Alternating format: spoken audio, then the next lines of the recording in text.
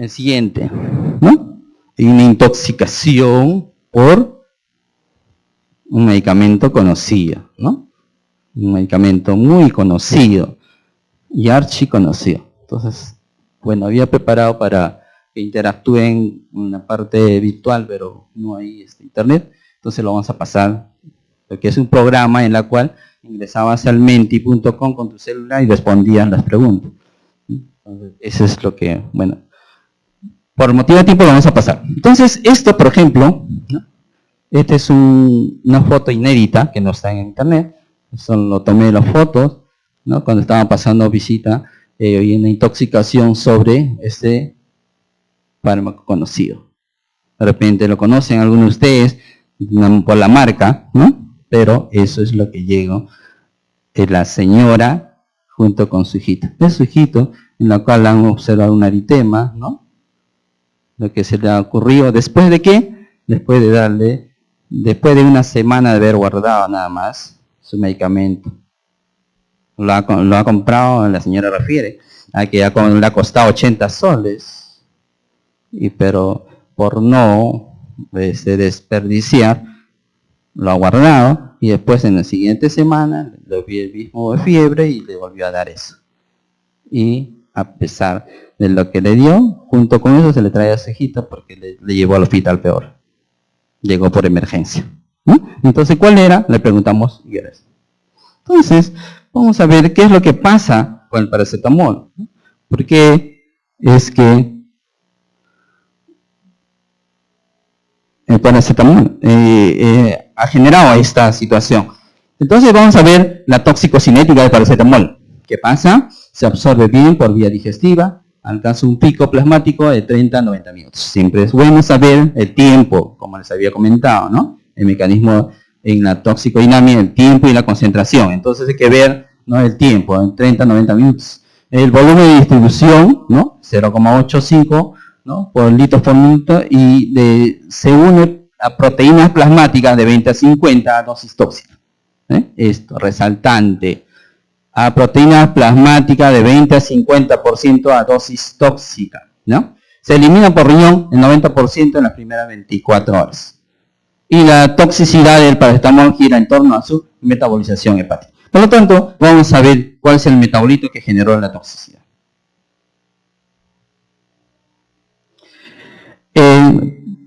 Por farmacología, ¿no?, sabemos que la dosis terapéutica sigue dos vías metabólicas mayoritarias, ¿no? En el metabolismo, recordemos que hay primera fase, segunda fase, hasta ahí tercera fase, ¿no? Pero lo que nos interesa en este punto es la fase oxidativa. Pero vamos a primero ver, cuando ingresa el paracetamol al organismo, se metaboliza, ¿no? Cuando se absorbe, luego llega al hígado, tiene que metabolizarle para luego ser eliminado, que sea más hidrosoluble, que sea eliminado. Ese es el objetivo, ¿no? Cuando ya cumple su función, que sea eliminado, ¿no? Pero el detalle es que se acumule, ahí ese problema. Entonces, cuando hay dosis terapéutica, ¿cuánto es la dosis terapéutica hasta cuánto podemos dar el paracetamol en un día?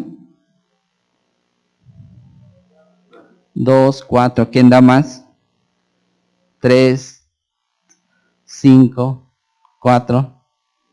¿Hasta cuánto le dan? ¿Hasta 4? ¿Sí?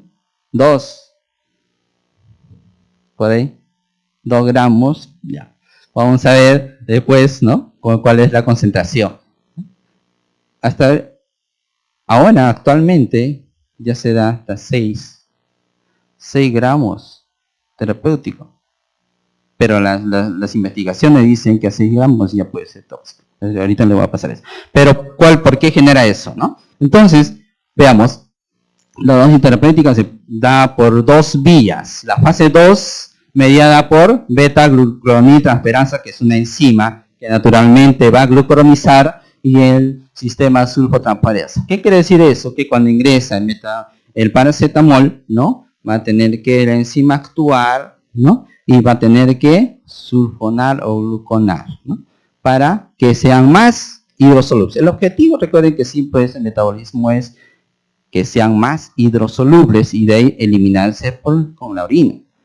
Y si no son, se van a acumular. Entonces es el objetivo. Entonces, la vía terapéutica es esa.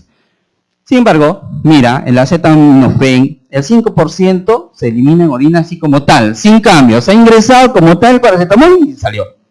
No sufrió ningún cambio. Y el resto, el 90%, sí se ha sulfatado, se ha glucuronizado. El 90%. ¿Eso qué quiere decir? Eso es la fase 2. Pero ¿cuál es la fase 1? En la fase 1, ¿qué pasa? Hay oxidación, hay hidroxilación, ¿qué más? Hay reducción, ¿no es cierto? Entonces vamos a ver. Lo que pasa en la parte, en la oxidación, ¿qué ocurre? El que viene en la fase oxidativa, recuerden, hemos hablado de la fase 2, ahora estamos hablando de la fase 1, ¿ya? En lo que ocurre oxidación. En esa fase 1, ¿quiénes intervienen? Las enzimas citocromopeoxidasa de 450 y los subunidades que 12A1, 2A6, 1A2 y 3A4. Con tan solo responder citocromo P450 ya está, ¿no? Entonces ellos intervienen en la oxidación. ¿Qué hacen ellos? Van en todo el proceso de metabolismo, se va a generar este metabolito, que es la N-acetil para benzoquinoneimina. ¿Por qué está con rojo? Porque es el metabolito tóxico, ¿no? El NAPQI. Entonces, marque el metabolito tóxico del paracetamol. ¿Cuál sería? El N-acetil para benzoquinoneimina. ¿Quién les recuerda el N-acetil? Completen la otra palabra, ¿cuál sería? Cisteína. ¿Qué será entonces la N-acetilcisteína? Su antídoto. ¿Por qué? Se va a parecer a este compuesto. Por eso, ¿no? Entonces, ese es lo más importante. Y obviamente es una parte, se va a conjugar, ¿no? Con glutatión dentro de las células hepatocitarias con la cisteína y el ácido glicaptúrico. De tal manera que esta conjugación que se va a dar en la fase 2 a este metabolito tóxico va a hacer que también se convierta en menos tóxico o en atóxico, siempre y cuando se conjugue. Pero si no se conjuga, ahí es lo que va a producir la intoxicación. Se va a acumular ese metabolito. Por lo tanto, ¿no? Se va, como les había comentado, cuando se conjuga, va a perder su toxicidad y se va a hacer atóxico. Y se va a eliminar por vía renal. Entonces, la vía oxidativa, lo más importante, el metabolito N-acetil para benzoquinoneimina. Es el que va a ser responsable de la toxicidad. ¿Claro? Y se acumula, obviamente, a producir hepatotoxicidad. Veamos entonces.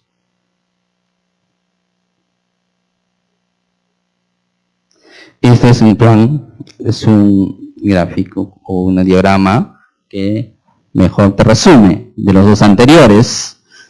¿Ves? El acetaminofén o el paracetamol, por su vía oxidativa, ¿no? Intervienen las enzimas, ¿sí? 450, se produce el metabolito tóxico N-acetil para benzoquinoneimina, y este metabolito es lo que se va a unir de manera covalente. Por un enlace covalente, ¿qué quiere decir? Que se va a fijar fuertemente, ¿qué? ¿A dónde? Hacia la bicapa lipídica de los hepatocitos, y esto hace que produzca una lisis y muerte hepatocelular.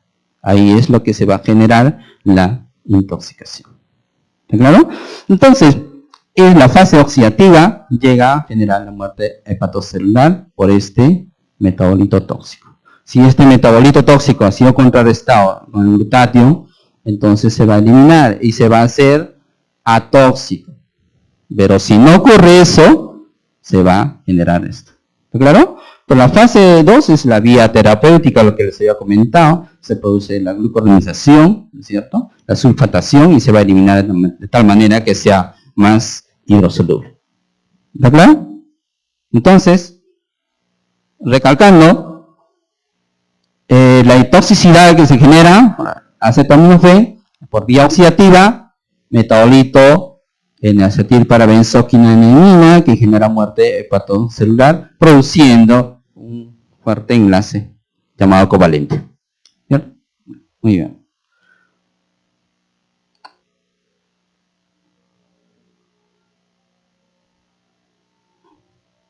Y ese es el resumen. Como somos químicos farmacéuticos, y siempre con la química, ¿no? Tenemos que estar ahí explicándolo. Entonces ahí está el paracetamol. ¿Recuerden? Que esta vía que se ha generado el N-acetil para benzoquinonamida, ¿cierto? Ya. ¿Qué vía es esta? Vía oxidativa, muy bien. ¿Y la otra vía cuál sería? La vía o la fase 2, ¿no es cierto? Donde se va a glucuronizar y se va a sulfatar.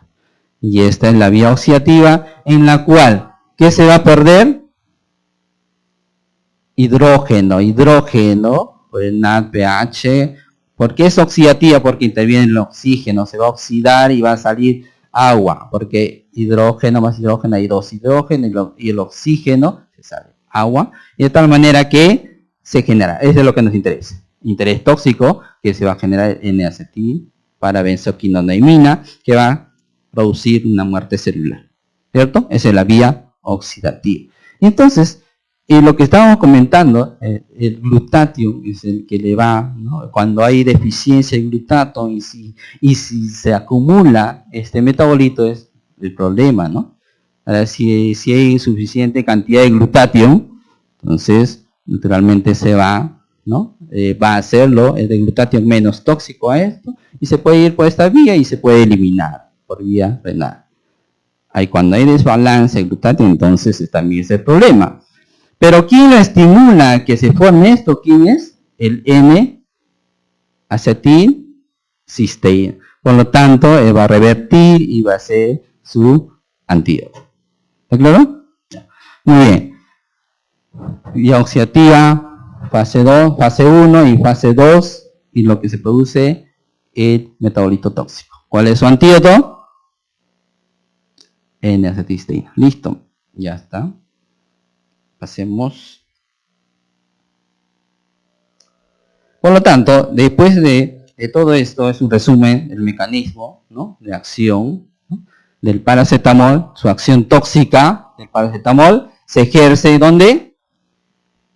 En el hígado, ¿no? En el hígado, a dosis tóxica por la vía oxidativa, que produce un exceso ¿de qué? De N-acetil para benzoquinonamida, ¿no?, que son capaces de ligarse, ¿no?, o unirse de manera con un enlace covalente, ¿no? ¿A dónde? A las proteínas. Obvio, estamos comentando que tras agotarse las reservas de glutatión, ¿no?, importante el glutatión intracelular, esto produce una necrosis hepatocitaria que obviamente se inicia en una región centrolobular y puede terminar en una necrosis hepática masiva. ¿De acuerdo? Entonces, ese es el mecanismo tóxico de paracetamol, ¿no? Acción tóxica, paracetamol, vía oxidativa, exceso de N-acetilbenzoquinonamida y se agota el glutatión y produce necrosis hepática masiva. Listo. Ahora veamos la concentración, la dosis, lo que estaban comentando, algunos decían 1, 2, 3, 4, ¿no? Para que entienda más. Esta es la dosis oral tóxica de 7 a 10 gramos en adulto. De 125 miligramos por kilogramo de peso a 150 miligramos por kilogramo en niño, ¿no? Entonces, esas son las estimaciones de dosis tóxica. Mira, incluso existe riesgo hepatotóxico a partir de 15 gramos en adulto, ¿no? Y a veces hay muerte a dosis menores de 10 gramos, y esto es lo que les comentaba hace un momento. En los últimos años se ha comprobado la aparición de hepatotoxicidad ante dosis terapéutica alta. Es una dosis máxima. Una dosis terapéutica alta es 6 gramos por día en la población. Pero sin embargo, ya apareció una hepatotoxicidad. Hay que tener en cuenta eso, ¿no? Entonces ahí están las referencias de toxicidad. Entonces, ¿cuánto es la dosis tóxica? ¿Y cuánto sería la dosis letal?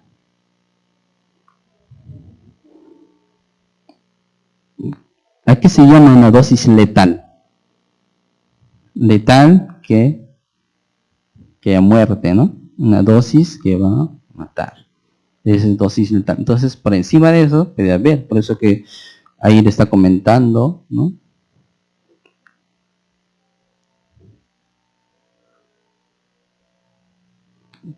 Que veamos aquí, ¿no? Dosis menores de 10 gramos, ¿no? Incluso generan muertes. Muy bien, entonces, ¿cuál sería el tratamiento? Ya saben, el antídoto, que habíamos, ¿no?, hablado, ¿no? Dentro de las 8 primeras horas, ¿no?, generalmente carbón activado, ¿no? Incluso es dentro de las 4 primeras horas, ¿no? Ahí es lo que actúa el carbón activado, que se adhiere, va a evitar la absorción, ¿no? Entonces, de 1 a 2 horas tras la ingesta, adulto, 1 gramo por kilogramo, vía oral, o 10 veces la cantidad del fármaco ingerido. Esa es la proporción en la cual tiene que administrarse. En niños como en adultos. Y ahí vamos, la N-acetilcisteína, ¿no? Por vía oral o vía... ¿De cuánto viene la concentración de N-acetilcisteína? De 600, ¿no? También, eso sí están al tanto, ¿no? La dosis de carga es de 140 miligramos por kilogramo y sueltos en 5% en refresco. Consumo de, puede ser de fruta, ¿no? Puede ser de limón o jugo de naranja, o cualquiera. O simplemente agua, ¿no? Bueno, y la dosis de mantenimiento 70 miligramos por kilogramo, ¿no? Cada 4 horas por 17 dosis a lo largo de 72 horas, que es el tiempo en la cual puede haber daño o lesión hepatocita en el hígado, ¿no?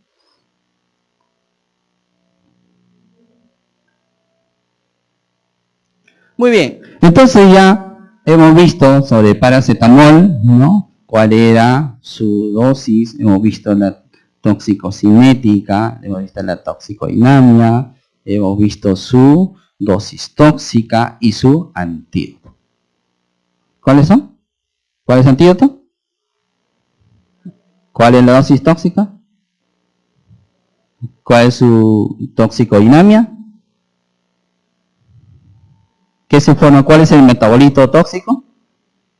El N-acetilbenzoquinoneimil. Ahí tienen que irse siquiera sabiendo el metabolito tóxico del paracetamol de aquí. ¿Sí? Eso viene sí o sí. ¿No?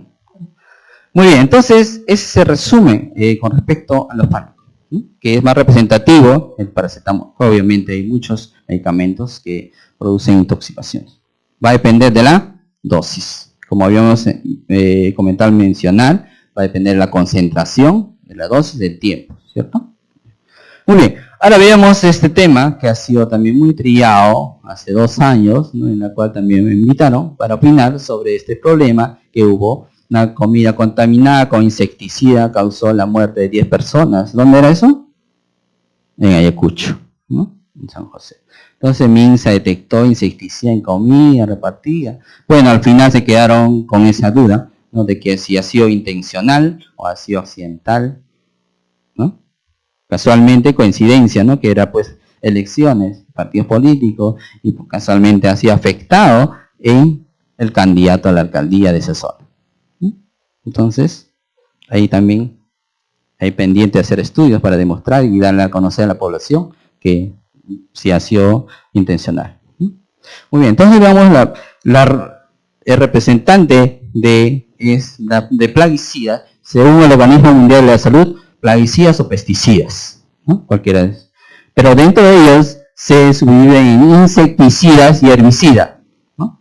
Dentro de los insecticidas tenemos organofosforados, los carbamatos.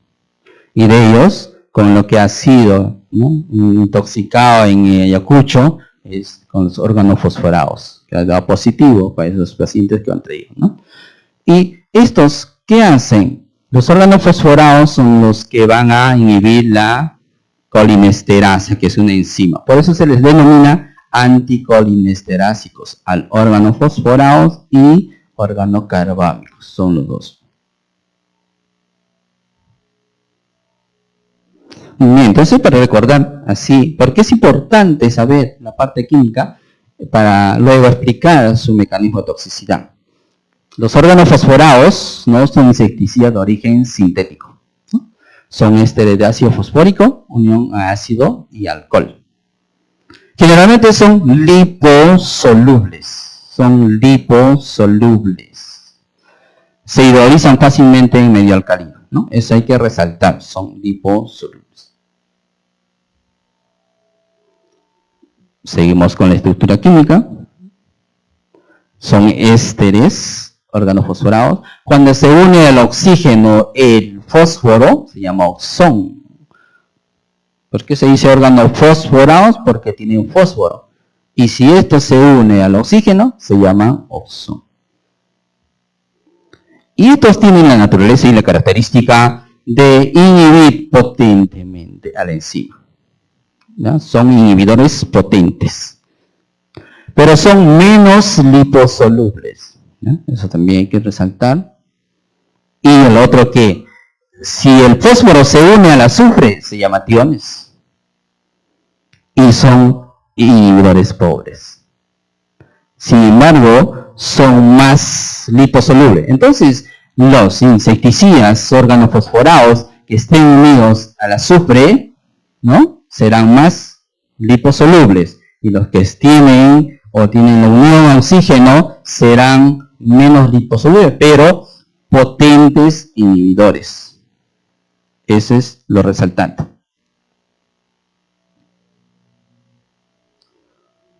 Por lo tanto, estos insecticidas organofosforados, ¿no?, al estar expuestos, como pasó en Ayacucho, puede ser fines accidentales o, bueno, interés político o público en general que están expuestos, puede ingresar por vía cutánea, respiratoria, digestiva. Por eso que los pobladores que estaban en esa zona, ¿no?, se preguntaban, pero ¿por qué si no ha consumido está convulsionando, está botando espuma en la boca? ¿Por qué? No me explicamos. Hay una maldad que nos están haciendo, ¿no? Siempre se atribuye eso. Cuando no hay una explicación científica, antes se atribuía eso a los dioses y lo demás. Pero cuando hay explicación científica ya se le va a dar a conocer. Entonces, ¿qué habrá pasado ahí? Por vía inhalatoria y también algunos por vía de ingresa con facilidad. Pues recuerden que son liposolubles. Ingresa con facilidad. Hay que recordar las células que tienen. ¿Por dónde ingresa? La membrana tiene bicapa lipídica, tiene compatibilidad, ingresa con facilidad por mecanismo, ¿no?, de difusión simple, simplemente ingresa, ni necesitan la activa, ingresan con facilidad. ¿Por qué? Porque son liposolubles, porque el fósforo está unido al azufre. Y si fuese lo otro, ingresa pero poco, ¿no? Si sería el fósforo con oxígeno, el oxón, ingresa pero poco. Pero si ingresa el que está unido al fósforo con el oxígeno, va a ser un potente inhibidor. Esos datos hay que tener en cuenta. Muy bien, por lo tanto,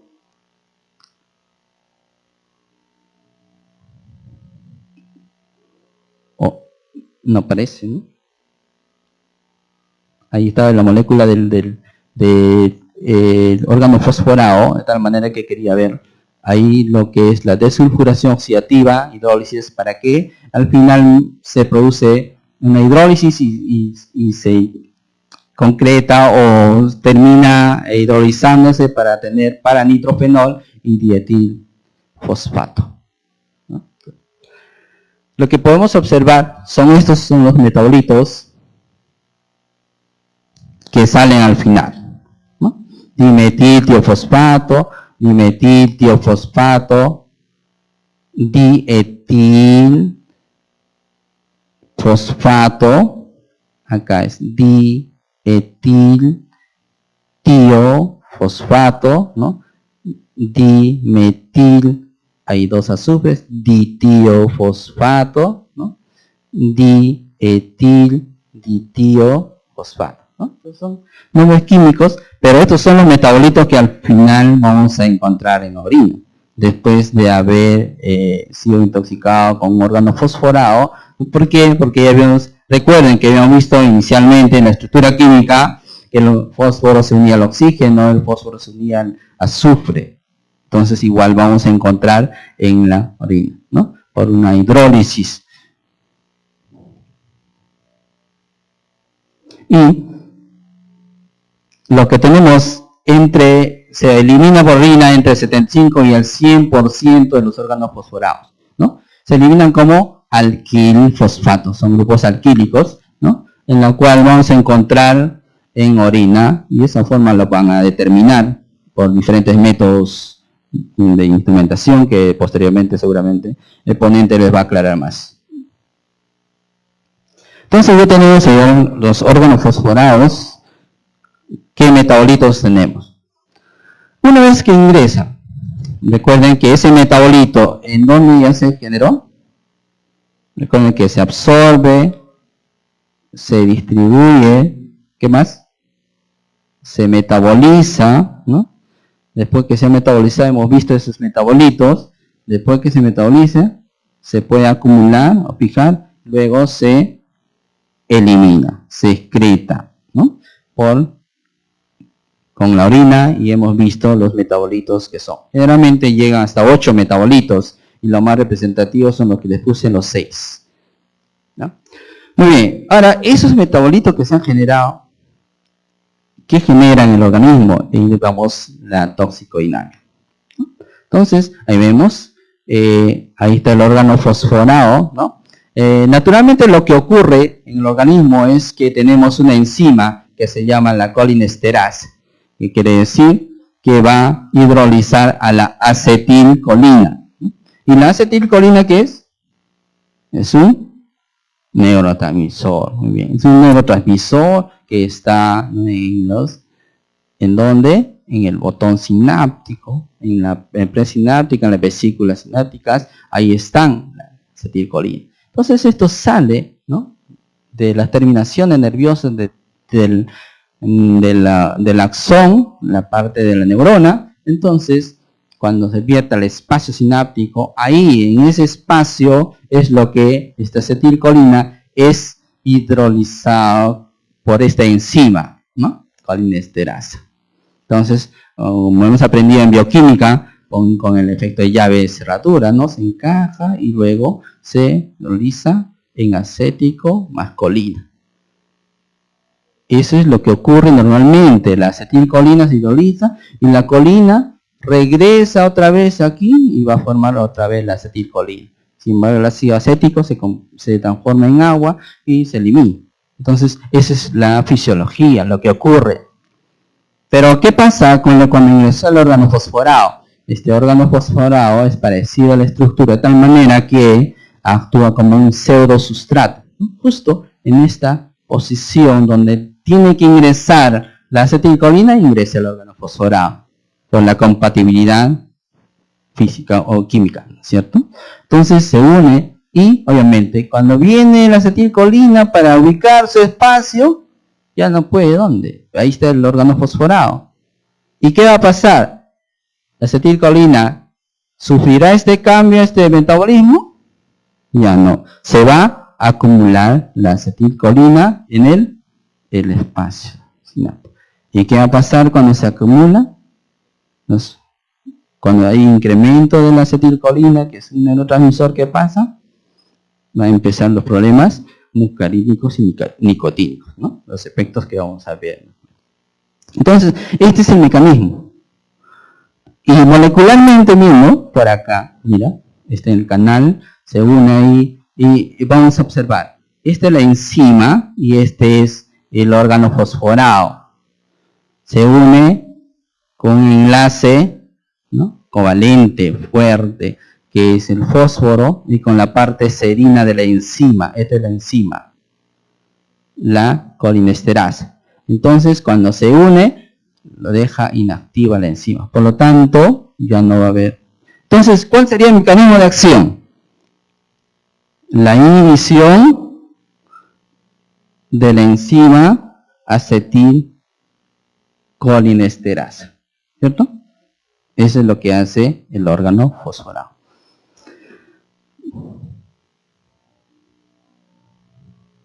Entonces, actúa inhibiendo la actividad de la acetilcolinesterasa como un pseudosustrato, formando un compuesto covalente con el centro activo de la serina, ¿no? Lo que hemos explicado. Este es el compuesto y el enlace covalente.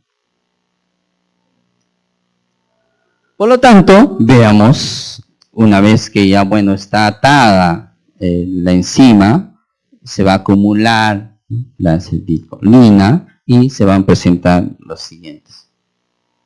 Presentación clínica, por lo tanto. Entonces, ¿qué se va a observar? Un síndrome tóxico colinérgico, ¿no? Resultado sobre la estimulación de los receptores nicotínicos y muscarínicos.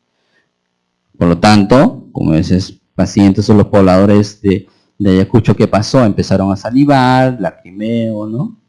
Problemas diarreicos, emesis, todo lo que les ocurrió a ellos. En la parte ocular, miosis, visión borrosa, digestiva, náuseas, vómitos, renal, incontinencia, ¿no?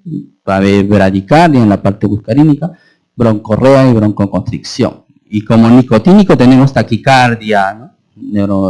Problemas neuromusculares, fasciculaciones, calambres, palidez, temblores, confusión, agitación, letargo y convulsión. ¿Ven? Entonces todo eso es sintomatología y los signos que padecieron los pobladores de Ayacucho.